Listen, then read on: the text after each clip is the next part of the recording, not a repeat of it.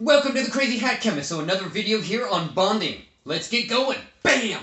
So today we're talking about sigma and pi bonds. And you see the symbol for sigma right above the word for sigma and the symbol for pi right above the word of pi. So sigma and pi bonds today. Okay? Sigma bonds are a single bond, and they are between s and p type orbitals when a head-to-head contact or overlap occurs within the same plane or axis of the atoms being bonded. Okay, so here's an example of two s-type orbitals. Okay, these are going to overlap in a head-to-head contact, and then what will happen is a sigma bond. This is a sigma bonded molecular orbital.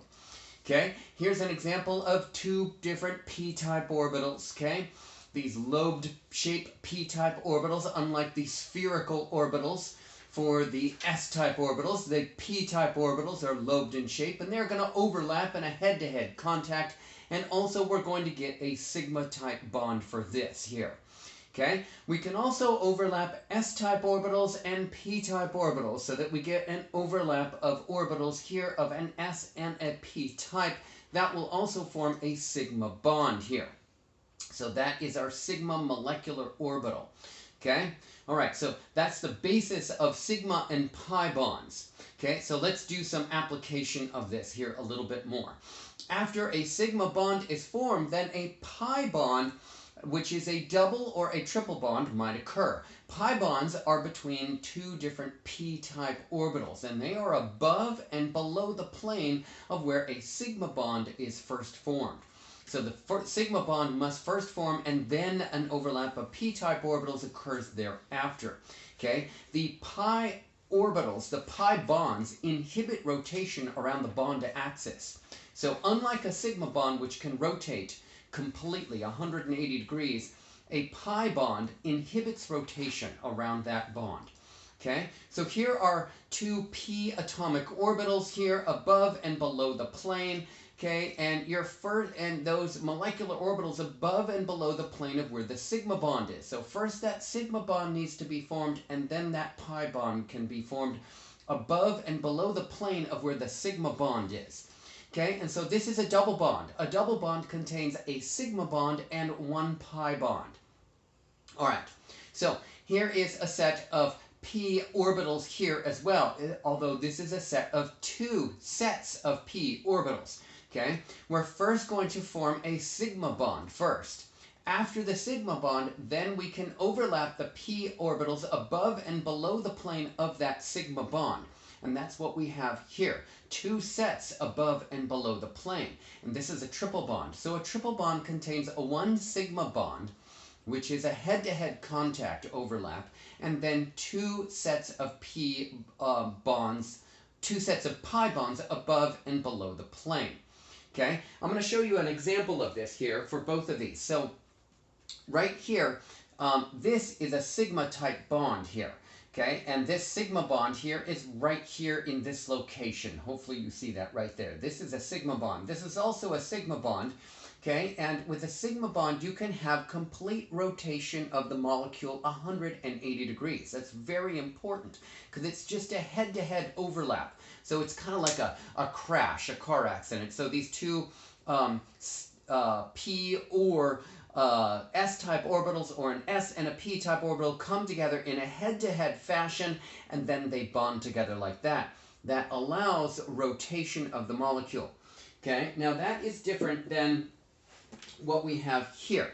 Okay, this is a sigma bond right here in this gray section that I'm holding on to. That's a sigma bond. These are also sigma bonds here. Okay, so this sigma bond can allow rotation 180 degrees. However, this pink and purple above and below the plane of the sigma bond inhibits rotation. So this molecule will not rotate within this bond. This bond right here will not rotate because of the pi bonds that is above and below the plane of that sigma bond. This is a double bond. It has one sigma bond and one pi bond. The above and below the plane is a single pi bond. Okay, and then we have an example of a triple bond. So the gray section that I'm holding on to here in the middle here, that's the sigma bond that is formed first. And then there are two sets of pi bonds above and below the plane of the sigma bond that are formed, and that forms a triple bond. Triple bonds also do not rotate. They inhibit rotation because above and below the plane of that sigma bond, it inhibits rotation. I mean, the whole molecule can rotate like what I'm doing, but at the axis of where the sigma bond is, you cannot rotate the molecule there. Unlike this, you could just rotate this, right? But you cannot rotate at the point of this sigma bond here. It inhibits rotation. I can't rotate this molecule. So, sigma bond first, 1 and 2 sets of pi's above and below, and that forms a triple bond. So this is a triple bond, okay? All right, so let me give you another example. This is benzene. And here's another example of a sigma bond, or a set of sigmas, and this is a sigma, and this is a sigma here, and a set of pi. So here's a pi above and a pi below. Okay, this is benzene. This is a very interesting, complicated molecule, very important in organic chemistry. Okay, it's an aromatic compound, if you will. Okay, and so that is a single bond, a sigma bond, and a double bond, a pi bond. And this also inhibits rotation. These electrons here above and below the plane are delocalized, so they're above and below the plane.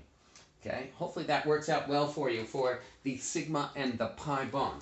I am the Crazy Hat Chemist, and of course, don't be crabby. I will get crabby if you don't give me a thumbs up on that video, and if you don't subscribe to my YouTube channel. So please subscribe to my YouTube channel and pass it on to all your cool chemistry friends. And I'm going to see you next time for more cool chemistry videos. Bye now.